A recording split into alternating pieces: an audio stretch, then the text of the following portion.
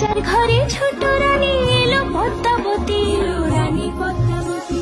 রাজার আরো 6টি রানীর ছিল না সন্তান, পদ্মাবতীর কোলালোতে মিলল সমাধান। বছর যেতে জন্ম নিল 7 ছেলে 1 মেয়ে, হয় খুশির আকাশ হঠাৎ কালো মেঘে গেল ছেয়ে।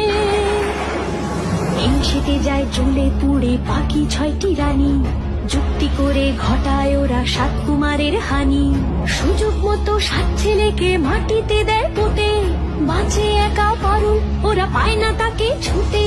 ধাইমা বাজায় সেই মেয়েকে বড় করে তোলে, 7 ভাইকে পায় যে পারুল 7টি চাপা ফুলে।